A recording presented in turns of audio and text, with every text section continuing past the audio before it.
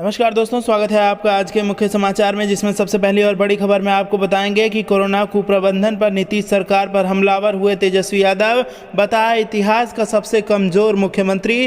दूसरी बड़ी खबर में जिक्र होगा कि बिहार में कोरोना संकट और वैक्सीन का क्या है हाल, पटना हाईकोर्ट ने नीतीश सरकार से मांगी डिटेल रिपोर्ट। और तीसरी बड़ी खबर में आपको बताएंगे कि बिहार में कोरोना बेकाबू, दूसरी बार मिले 15,000 से ज़्यादा मामले। दोस्तों, हर एक खबर की गहराई में आपको ले जाएंगे, लेकिन उससे पहले अगर आपको भी ऐसा लगता है कि सरकार द्वारा उठाए गए कदम काफ़ी नहीं है, तो आप अभी इस वीडियो को लाइक कीजिए और इस लाल बटन को दबा के चैनल को फ्री में सब्सक्राइब करके घंटी बजाकर कमेंट में आप हमें अपने इलाके के स्थिति के बारे में बताइए। दोस्तों, रुक करते हैं तमाम बड़ी खबरों की तरफ। कोरोना कुप्रबंधन पर नीतीश सरकार पर हमलावर हुए तेजस्वी यादव, बताया इतिहास का सबसे कमजोर सीएम। जी हां दोस्तों, बिहार में कोरोना की दूसरी लहर की वजह से हर दिन रिकॉर्ड मामले दर्ज किए जा रहे हैं। राज्य में स्वास्थ्य व्यवस्था भी लगातार खराब होती जा रही है। इस बीच आरजेडी के नेता तेजस्वी यादव ने नीतीश सरकार पर हमला बोल दिया है। उन्होंने कहा है कि सरकार पूरी तरह से विफल हो रही है। सरकार की विफलता को लेकर तंज कसते हुए उन्होंने कहा कि बिहार से एनडीए के 40 में से 39 लोकसभा सांसद, 9 राज्यसभा सांसद और 5 केंद्रीय मंत्री हैं।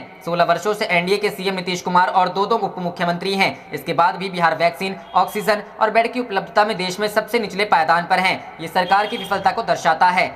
केंद्र सरकार पर निशाना साधते हुए उन्होंने कहा कि विगत 3 से 4 वर्षों में आपदा विपदा जैसी चमकी बुखार, बाढ़, सूखा, जल जमाव, प्रवासी श्रमिकों के पलायन, कोरोना इत्यादि में बिहार को कभी भी केंद्र सरकार का सकारात्मक सहयोग नहीं मिला है। बिहार वासियों ने लोकसभा चुनाव में एनडीए को प्रचंड बहुमत दिया था, लेकिन केंद्र सरकार की पक्षपाती नीतियों, निर्णयों और सौतेले व्यवहार से ऐसा प्रतीत होता है मानो केंद्र सरकार बिहार को देश का अभिन्न अंग नहीं मानती है।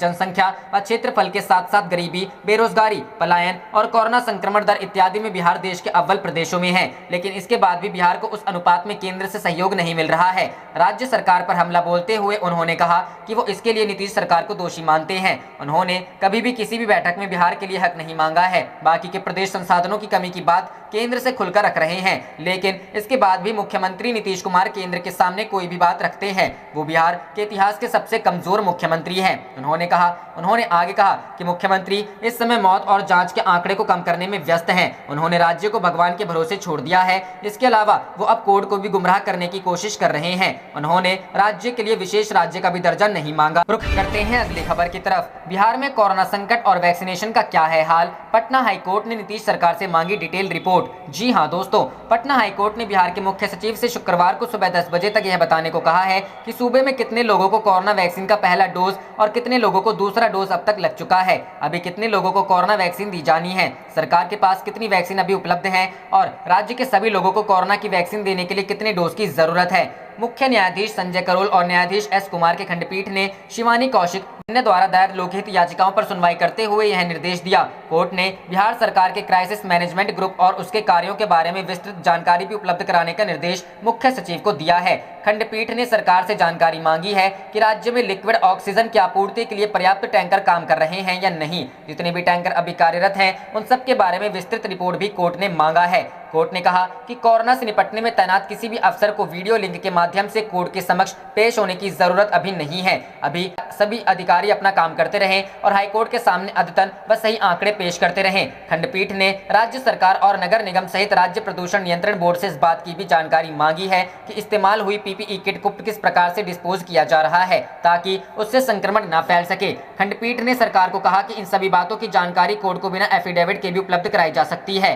सुनवाई के दौरान सुप्रीम कोर्ट के वरिष्ठ अधिवक्ता विकास सिंह ने कोर्ट में सरकार का पक्ष रखा। इस मामले की अगली सुनवाई शुक्रवार को की जाएगी। रुख करते हैं अगली खबर की तरफ। बिहार में कोरोना हुआ बेकाबू, दूसरी बार मिले 15,000 से ज्यादा मामले। जी हां दोस्तों, बिहार में कोरोना की दूसरी लहर की वजह से मामले लगातार बढ़ते जा रहे हैं। राज्य में एक बार फिर से कोरोना में मामले 15,000 पार कर गए हैं। स्वास्थ्य विभाग द्वारा जारी रिपोर्ट्स के अनुसार राज्य में 15,126 कोरोना के नए मामले मिले हैं। स्वास्थ्य विभाग की रिपोर्ट्स के अनुसार राज्य में पिछले 24 घंटे में 15,126 नए कोरोना के मामले मिले हैं। ये दूसरी बार है जब राज्य में कोरोना के 15,000 से ज्यादा मामले मिले हैं। राज्य में एक बार फिर से सबसे ज्यादा मामले राजधानी पटना से मिले हैं। राजधानी पटना में 3,665 कोरोना के मामले सामने आए हैं। ये पहली बार जब राजधानी में 3,000 से ज्यादा मामले मिले हैं। राजधानी समेत कुल 11 जिले कोरोना से ज्यादा प्रभावित हैं। गया में 752, मुजफ्फरपुर में 736, नालंदा में 535, पश्चिम चंपारण में 533, भागलपुर में 503, बेगूसराय में 490, मुंगेर में 448, सारण में 441, समस्तीपुर में 422 और मधुबनी में 409 कोरोना। गौरतलब है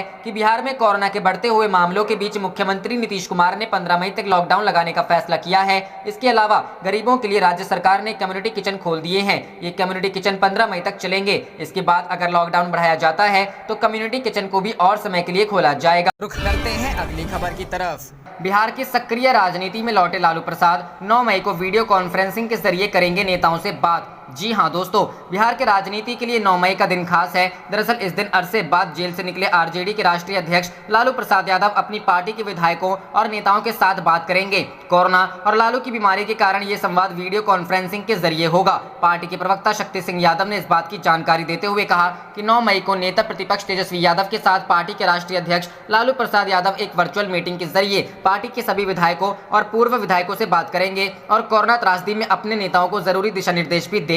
अरसे बाद लालू प्रसाद के वर्चुअल मीटिंग को लेकर पार्टी के नेताओं में भी खासा उत्साह है। दरअसल चारा घोटाला मामले में 3 साल से भी ज्यादा समय तक जेल की सजा काटने के बाद लालू जमानत पर बाहर निकले हैं और यह पहला मौका है जब लालू अपने विधायकों नेताओं के साथ कोई मीटिंग आयोजित कर रहे हैं। लालू यादव जमानत पर रिहा होने के बाद अभी मीसा भारती के दिल्ली आवास में ठहरे हुए हैं। कोरोना के बढ़ते खतरे के चलते लालू यादव पटना नहीं आ सके हैं। ऐसे में लालू मीसा भारती के आवास से ही वर्चुअली इस मीटिंग में जुड़ेंगे। लालू के इस वर्चुअल मीटिंग का उनकी पार्टी के विधायकों नेताओं पर कितना प्रभावशाली होगा ये तो समय बताएगा। को लेकर बिहार के राजनीतिक दलों में खूब चर्चा जोरों पर है। मसलन चर्चा ये है कि लालू इस मीटिंग के जरिए बिहार की राजनीति में अपनी सक्रियता दिखाने की कोशिश में है। रुख करते हैं अगली खबर की तरफ। आरजेडी ने लगाया नीतीश सरकार पर भ्रष्टाचार का आरोप, पूछा पिछले साल आवंटित राशि का क्या हुआ। जी हां दोस्तों, कोरोना की दूसरी लहर की वजह से बिहार में कोरोना के मामले लगातार बढ़ते जा रहे हैं, जिस वजह से राज्य सरकार लगातार विपक्ष के निशाने पर है। राज्य में कोरोना की वजह से स्वास्थ्य व्यवस्था और ज्यादा खराब हो गई है।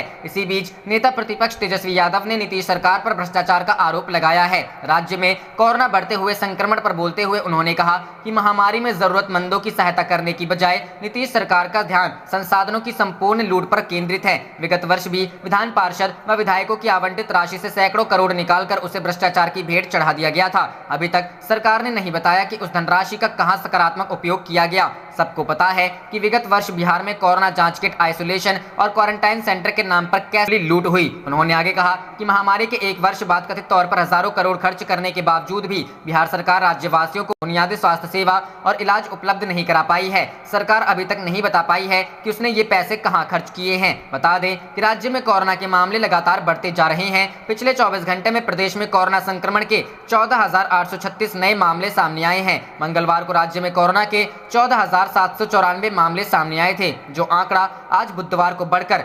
14,836 हो गए हैं। एक बार फिर राजधानी पटना में ही सर्वाधिक संक्रमण के मामले सामने आए हैं। पटना में बीते 24 घंटे में कोरोना संक्रमण के 2,420 नए मरीज मिले हैं।